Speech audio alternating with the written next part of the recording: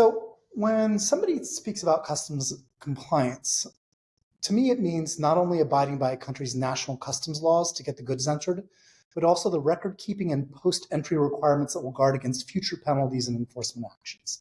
So it's one of the things that especially smaller importers will do is they'll assume that the process ends the minute they've gotten clearance for the goods.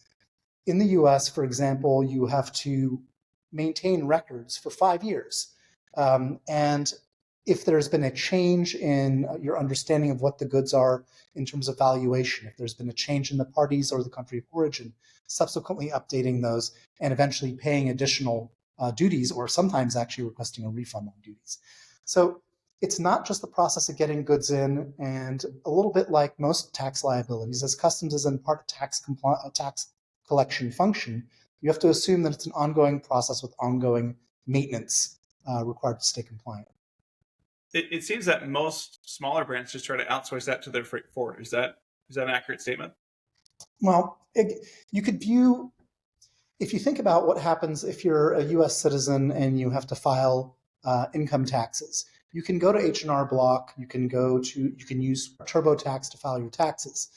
This does not mean that the responsibility for your tax filings transfers over to H&R Block and the tax preparer.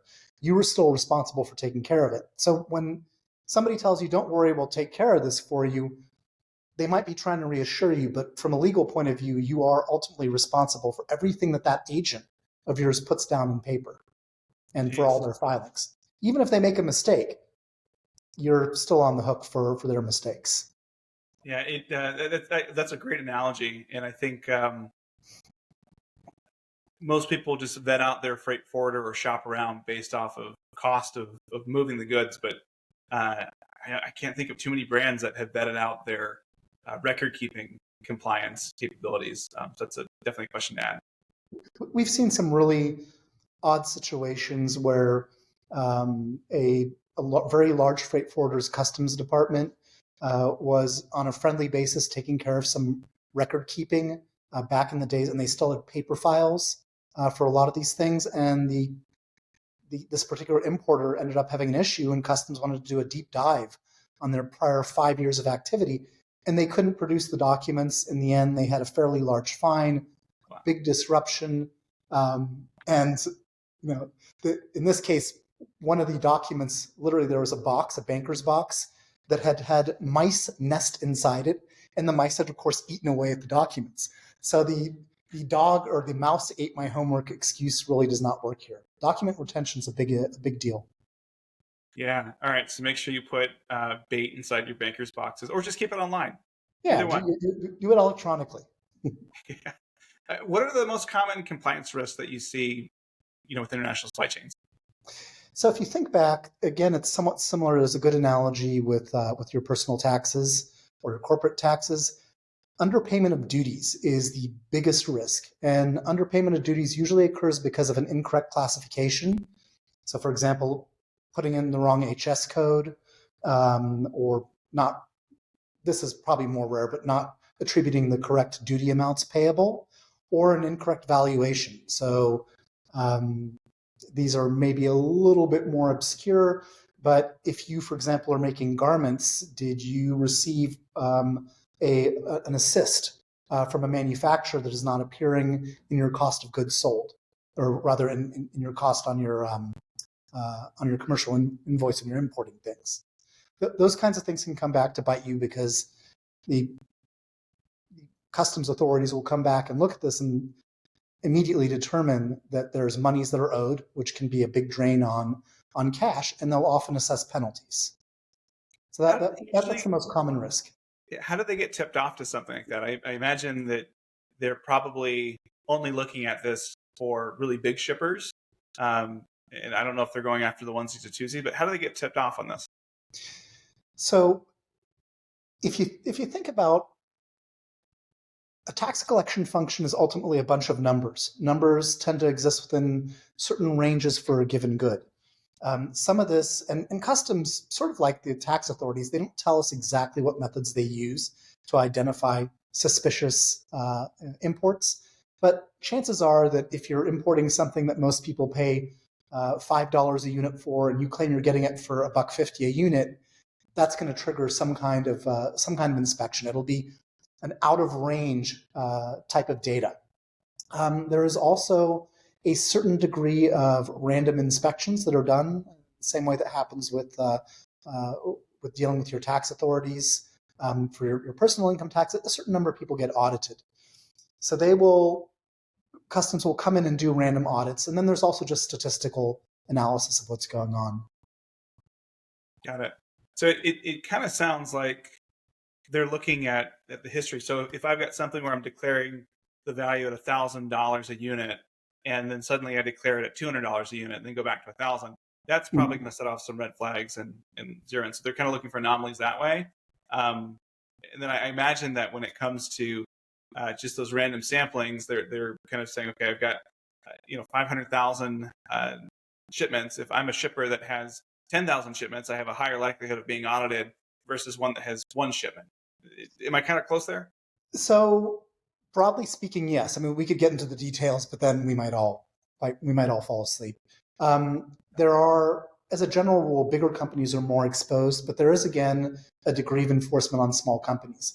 The other thing to pay attention to is if you're Unilever and you get hit with a $500,000 fine, it's going to be an annoyance, but you'll probably be able to weather the storm, and you'll be able to absorb it financially.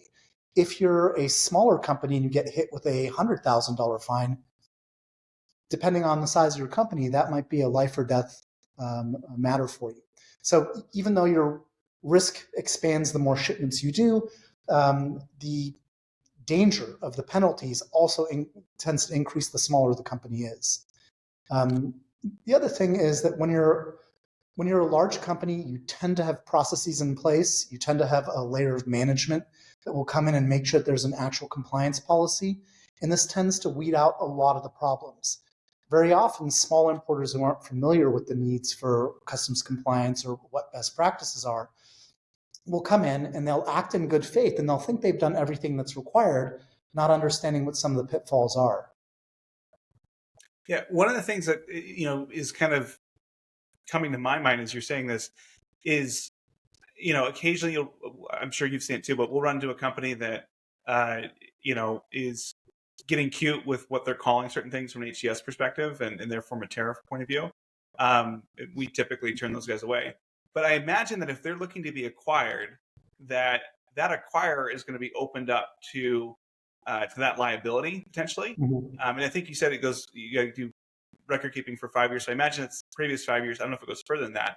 But I think this is something that companies that are looking to exit maybe aren't thinking about necessarily, because if there is a $500,000 penalty that comes across, and let's suppose that it's Procter & Gamble who acquired you and they pay for it, that is going to come out of the deal consideration that you had. And so that founder's going to have to fork over some portion of that money depending on the equity that you had.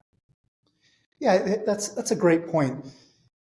In particular, this has become in particular true since a lot of importers are bringing in things from China, and the Section 301 or the so-called China tariffs have often increased the amounts of tariffs due by 15 or 20 times.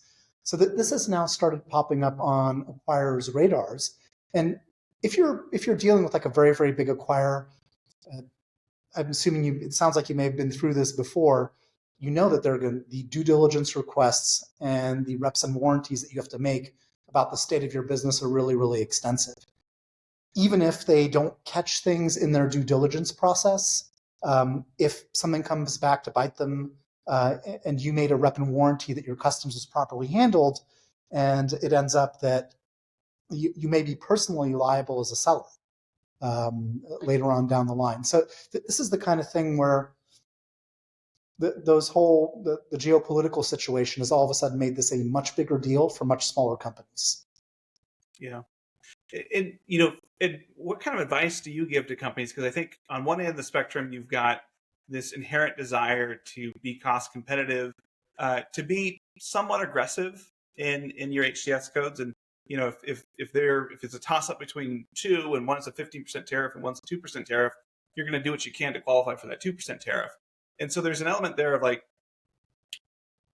being aggressive in the sense of making sure that you're optimizing your tax structure. Obviously, if you're importing, TVs and you're calling it recycling, like that's just fraud and that's not going to fly. But when you're, talking with a brand or you're trying to give them that insight, how do you help them navigate the right level of aggressiveness to have in their HTS classification?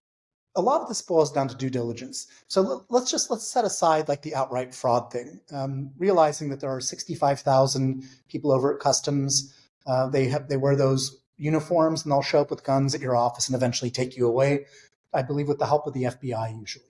But let's put them aside and try and deal with the edge cases where people who are acting in good faith or trying to optimize things can incrementally get themselves into trouble.